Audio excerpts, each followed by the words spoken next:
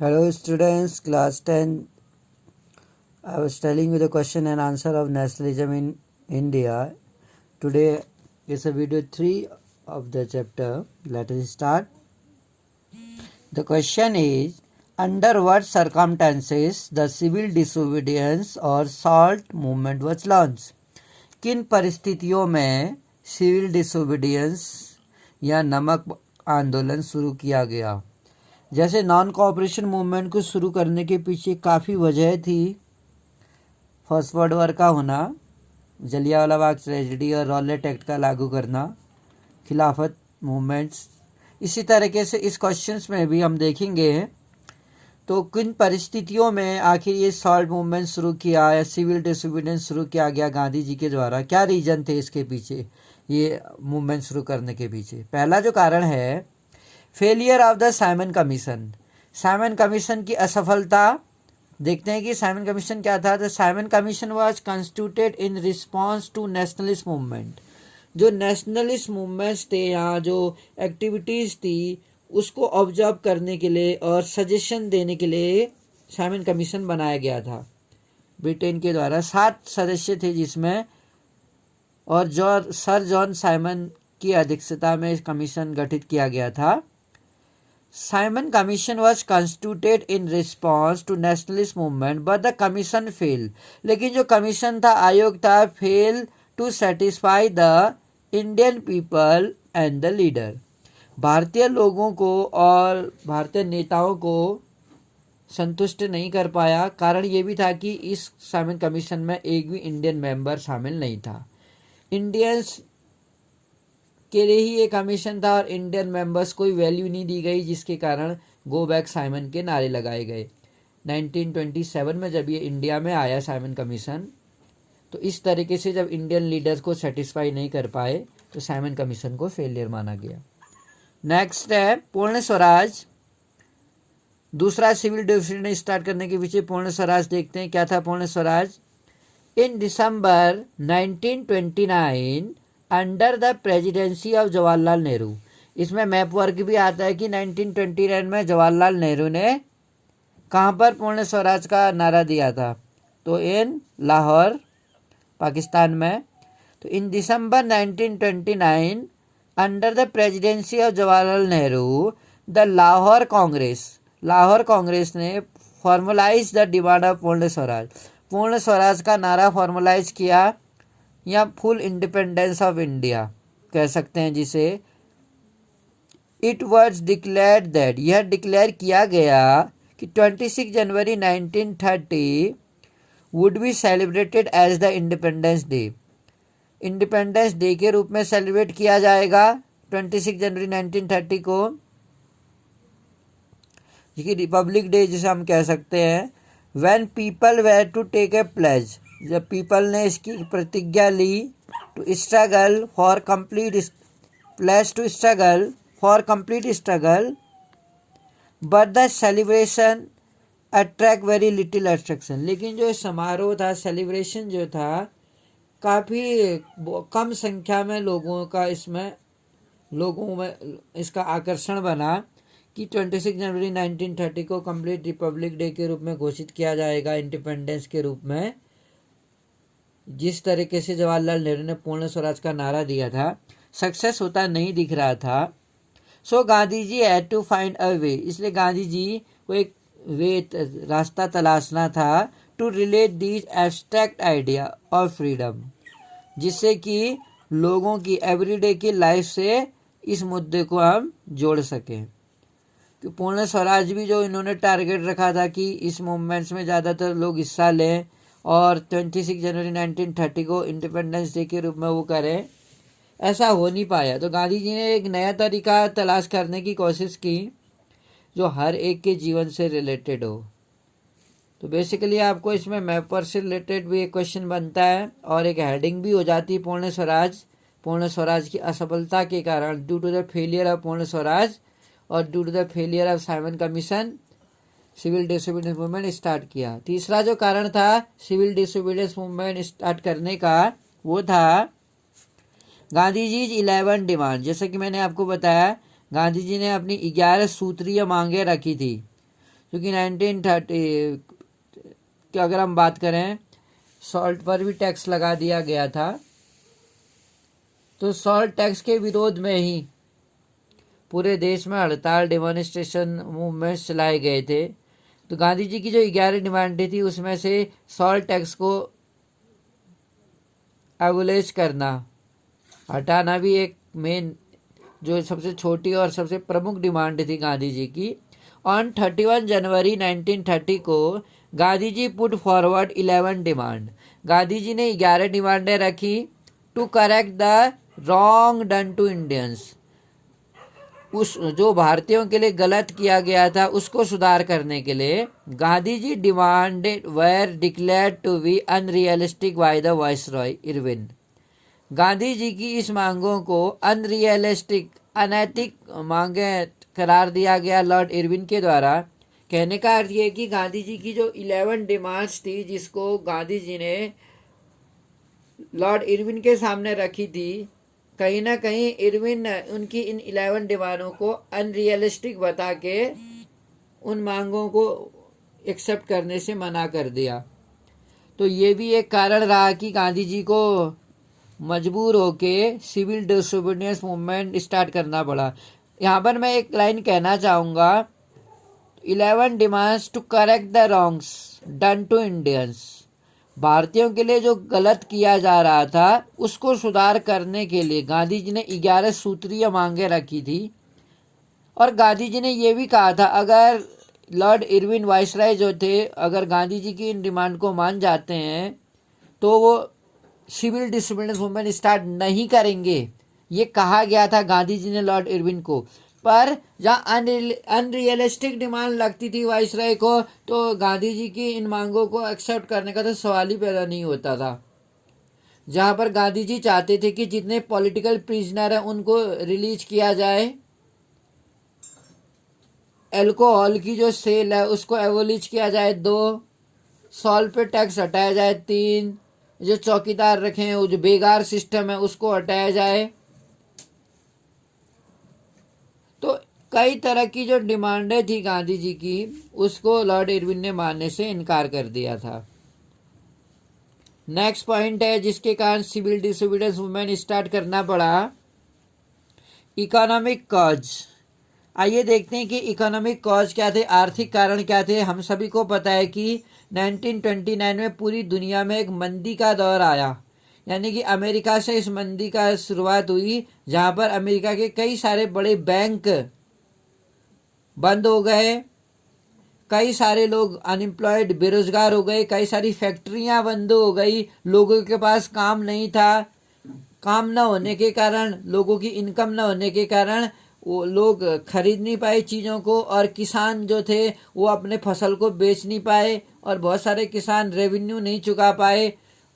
तो इस कारण से एक पूरे देश और अमेरिका ने इस मंदी से निपटने के लिए जो अमेरिका ने और देशों को लोन दिया था, इस टाइम पर अमेरिका और देशों से लोन भी मांगने लगा। अपना जो लोन दिया था उसको वो वापस मांगने लगा।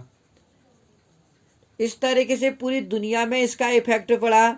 इंडिया में भी इसका खासा इफेक्ट पड़ा इस आर्थिक कारण का, आर्थिक मंदी का।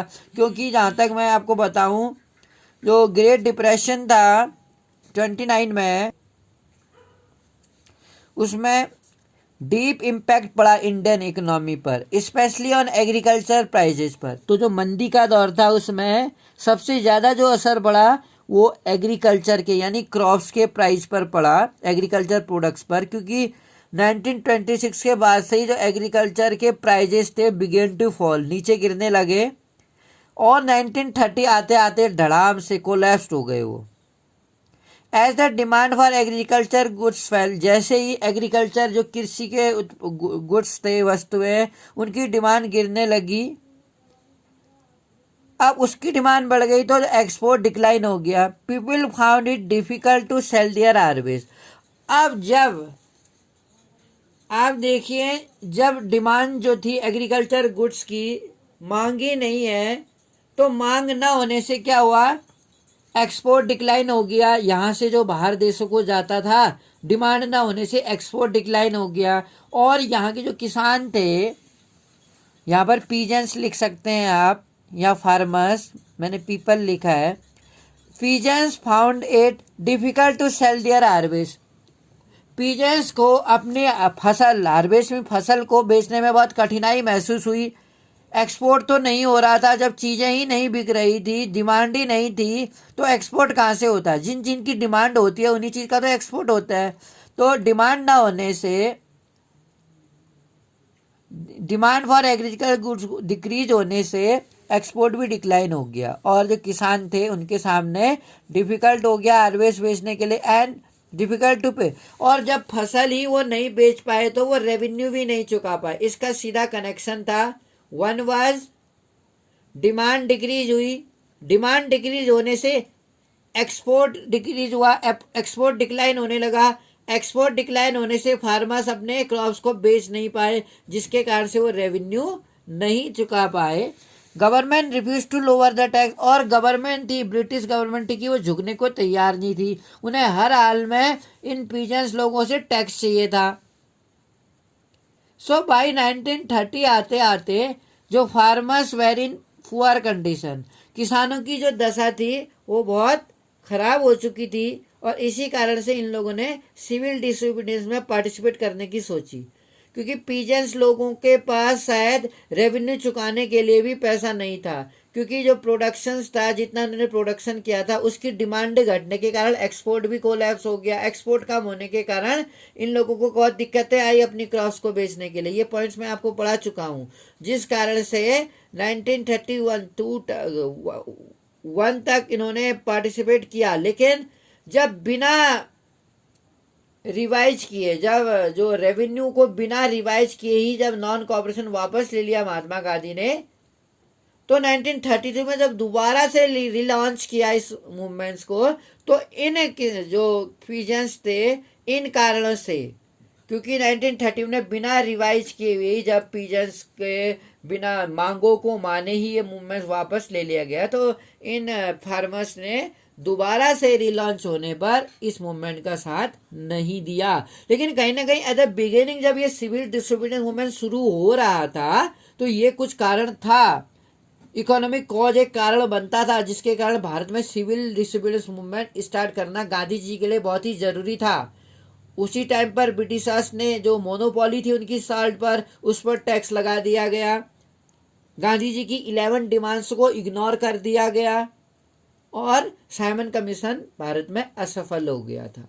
ये कुछ कारण थे जिसके कारण से सिविल डिसोबीडियंस मूवमेंट, और आइदर 60 मार्च गांधी जी ने 12 मार्च 1930 को स्टार्ट किया था, और 6 अप्रैल 1930 को वो डाडी पहुंचे। यानी 240 माइल्स की यात्रा उन्होंने 24 दिन में पूरी की। यानी एक दिन में वो 10 माइल्स चले। जहां जहां वो जाते थे, वुमेन्स या लोग उनको सुनने के लिए आते थे। इस तरीके से हमने इस क्वेश्चन को पूरा किया। आइए चलते हैं नेक्स्ट क्वेश्चन की ओर। नेक्स्ट क्वेश्चन है, analyse any 4 features of Gudem's rebellion of Andhra प्रदेश।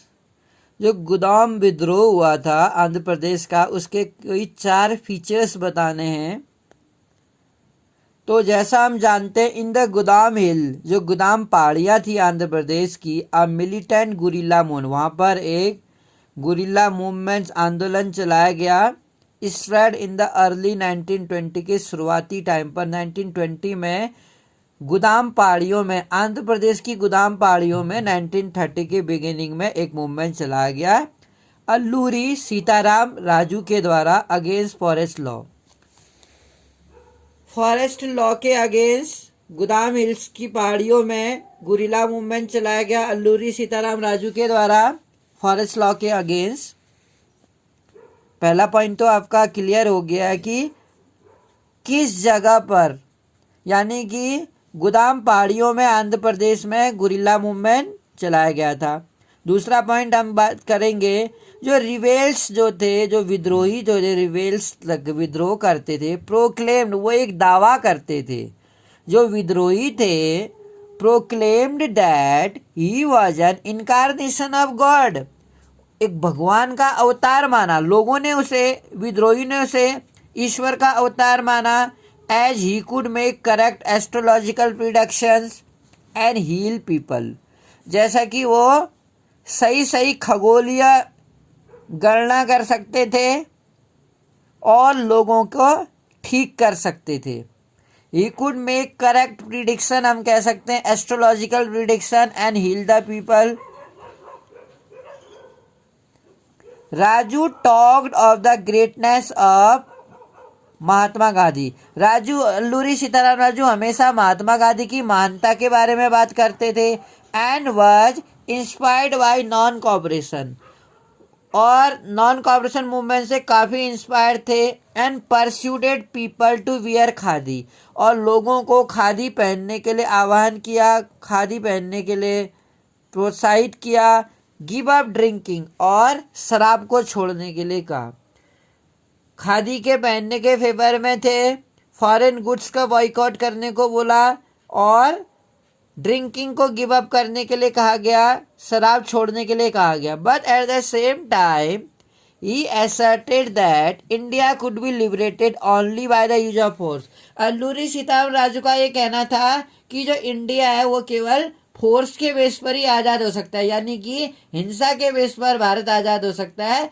अहिंसा से, नॉन वायलेंस से इंडिया को लिबरेट नहीं किया जा सकता. It is not possible to liberate India with the non violence.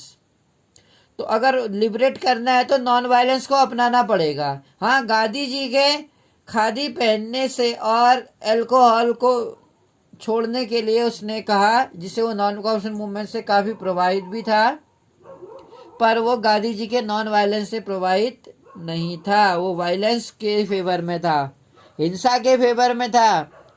गोदाम हिल्स, जो आपके चौथा पॉइंट है, गोदाम हिल्स रिवेल्स जो था, गोदाम के जो विद्रोही थे, अटैक्ड, उन्होंने पुलिस स्टेशन पर हमला किया. Attempt to kill British official, कई सारे ब्रिटिश अधिकारियों को मारने का प्रयास किया. And carried on guerrilla warfare, और इस तरह से जो गुरिल्ला वॉरफेयर था, स्वराज को प्राप्त करने के लिए संघर्ष किया. राजू, अल्लूरी सीताराम राजू को कैप्चर किया गया, पकड़ लिया गया, और 1924 में इनको फांसी पे टांग दिया. इस तरीके से हमने, अगर मैं 1 मार्क्स का क्वेश्चन बनाऊं तो 1 मार्क्स का क्वेश्चन इसमें बनेगा, which is not true about Alluri Sitarama Raju, या which things the Alluri Sitarama Raju didn't favour, कौन सी चीज़ अल्लूरी सीताराम ने फेवर नहीं की. जैसे कि उसके कुछ पॉइंट्स बनाए जा सकते हैं. He was incarnation of God, उसको इनकारनेशन कहा जाता था. या he could make correct astrological prediction, वो भी वो करते थे. And heal the people. And he was against the non violence, he was against the non violence, या ही वाज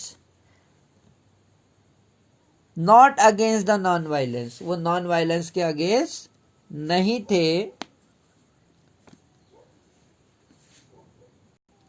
इसी तरह से नेक्स्ट क्वेश्चन है, what were the limit of civil disobedience movement. जो सिविल डिसोबीडियंस मूवमेंट था उसकी क्या limitations थी, यानी कि क्या सीमाएं थी, क्यों सफल नहीं हो पाया सिविल. जैसे एक क्वेश्चन था कि नॉन कॉपरेशन मूवमेंट क्यों सफल नहीं हो पाया, ऐसे एक क्वेश्चन इसमें भी है कि सिविल डिसोबीडियंस मूवमेंट क्यों सफल नहीं हो पाया. The points are, problem of depressed classes, जो शोषित वर्ग था, डिप्रेस्ड क्लास, उनकी जो समस्याएं थी. फॉर लॉन्ग, लंबे समय तक कांग्रेस हैज इग्नोर द दलित, कांग्रेस दलितों को इग्नोर करती रही. और depressed class for fear of offending the conservation, इस डर के साथ कि कहीं जो कंजर्वेटिव हाई कास्ट के हिंदू हैं उनसे उनके रिलेशन खराब ना हो जाए. इस वजह से कांग्रेस हमेशा डरती थी, उनको सपोर्ट नहीं किया. डिप्रेस लोगों को, दलितों के अधिकार के लिए कभी लड़ाई नहीं लड़ी, क्योंकि कहीं ना कहीं हाई क्लास के कंजर्वेटिव रूढ़िवादी जो लोग थे, हिंदू कट्टरपंथी जो थे, वो उनसे नाराज ना हो जाए. B R Ambedkar who organise the Dalit into depressed class. तो जो बी आर अम्बेडकर थे, हु ऑर्गेनाइज दलित, जिन्होंने क्या किया, दलितों को डिप्रेस्ड क्लास एसोसिएशन एक बनाया गया उनके द्वारा, डिप्रेस्ड क्लास एसोसिएशन, शोषित वर्ग का संघ। क्लैश विद गांधी जी, गांधी जी से टकराव हो गया सेकेंड राउंड टेबल कॉन्फ्रेंस में, क्योंकि जो बी आर अम्बेडकर थे demand separate electoral for Dalits. जो 3 राउंड टेबल कॉन्फ्रेंस हुए थे लंदन में, तो सेकेंड राउंड टेबल कॉन्फ्रेंस में गांधी जी बी आर अम्बेडकर से इस बात पर क्लैश हो गए, क्योंकि अम्बेडकर दलितों के लिए अलग से इलेक्टोरल्स चाहते थे, अलग से इलेक्शन प्रोसेस चाहते थे, और महात्मा गांधी इसके फेवर में नहीं थे, जिस कारण से सिविल डिसोबीडियंस में शायद जो दलित वर्ग था या ऑप्रेस्ड जो था उनका साथ बहुत ही कम मिला। दूसरा कारण, wedge between Hindu and Muslim. अब ये क्या था, फ्रॉम द मिड 1920 से ही Congress came to be more visibly associate with openly Hindu religious nationalist group. जब उस समय नॉन कॉर्पोरेशन मूवमेंट स्टार्ट हो रहा था, तो ये देखा गया कि जो कांग्रेस थी वो ज़्यादा, जो उस समय इम्पोर्टेंस दिया जाता, हिंदू जो वर्ग के थे, हिंदू धर्म के राष्ट्रवादी ग्रुप जो था हिंदू महासभा, उसको ज़्यादा महत्व दिया, जिस कारण से जो लार्ज सेक्शन था मुस्लिमों का बड़ा वर्ग, started keeping away from it each community, इस समुदाय से अलग होना शुरू कर दिया। Start keeping away from each community and started blaming each other, और एक दूसरे पर वो दोष लगाते रहे, other for which leading to communal clashes, और इस तरह से एक कम्युनल क्लैशेस, कभी हिंदू मुस्लिमों पर और मुस्लिम हिंदुओं पर एक दूसरे पर आरोप लगाते गए, कम्युनल क्लैशेस होते गए, क्योंकि 1920 से ये देखा गया था कि हिंदू महासभा को, जो मदन मोहन मालवीय ने बनाई थी हिंदू महासभा, उसको ज़्यादा जो इसमें हिंदू कट्टरपंथी जो लोग थे, हिंदू के उच्च जाति के रूढ़िवादी विचारधारा के जो लोग थे, उनको ज़्यादा महत्व दिया कांग्रेस ने हमेशा से ही, क्योंकि उन लोगों से उन्हें पैसा मिलता था इलेक्शंस के लिए, इसलिए वो दलित लोगों के अधिकारों के लिए या किसानों के अधिकारों के लिए कभी उन्होंने आवाज़ उठाई ही नहीं। अगला है separate electoral and two nations theory. 2 राष्ट्र की जो थ्योरी थी, Mohammad Ali Jinnah, the leader of Muslim League, demanded separate electoral, मुस्लिमों के लिए वो अलग थे, सेपरेट इलेक्टोरल चाहते थे, अलग से निर्वाचन, और ये एज ही फियर, जैसे कि वो डरते थे, culture and identity of minority, जो अल्पसंख्यक लोग थे उनकी संस्कृति और पहचान के लिए वो डरे थे कि कहीं उनकी पहचान संस्कृति खो ना जाए, would be submerged under the domination of Hindu, वो सबमर्ज ना हो जाए कहीं हिंदुओं के डोमिनेशन, हिंदुओं के दबाव में, डोमिनेशन में कहीं माइनॉरिटी लोगों की पहचान और संस्कृति खो ना जाए। तो इसलिए लिखा है यहाँ पर, he feared that culture and identity of minority would be submerged under the domination of Hindu majority। Hindu majority, जो हिंदू बहुसंख्यक है, उसके नीचे कहीं जो अल्पसंख्यक वर्ग है मुस्लिमों की संस्कृति और पहचान, वो कहीं दब न जाए, इस बात का उन्हें डर था, इसलिए वो मुस्लिमों के लिए अलग से इलेक्टोरल रोल चाहते थे।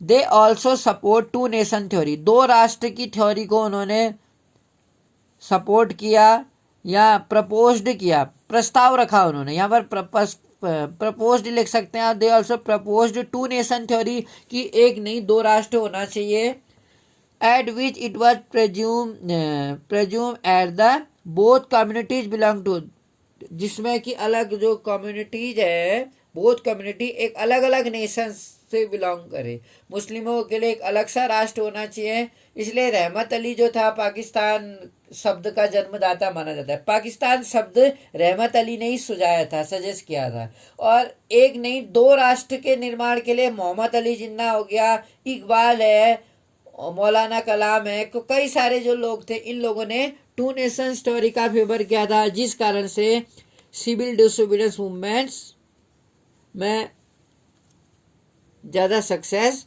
नहीं हो पाया। और जैसा कि मैंने किसानों का बताया था, जो पीजेंट्स थे, रिच पीजेंट्स, दोबारा उन्होंने इस वजह से पार्टिसिपेट नहीं किया, क्योंकि बिना रेवेन्यू रिवाइज किए ही जब सिविल डिसोबीडियंस वापस ले लिया गया था 31 में, तो जब दोबारा रिलॉन्च हुआ तो इस कारण से रिच जो पीजेंट्स थे उन्होंने इसमें पार्टिसिपेट नहीं किया। बेसिकली हम देख सकते हैं कि बिजनेसमैन की अगर हम बात करें, एक रिच पीजेंट्स, दो मिडिल क्लास वर्कमैन जो थे 3, और चौथा जो पुअर पीजेंट्स थे। इन लोगों ने किन किन कारणों से इस मूवमेंट्स में हिस्सा लिया और फाइनली किन कारण से इसके ड्रॉबैक रहे थे। I hope you have written. Thank you for listening me.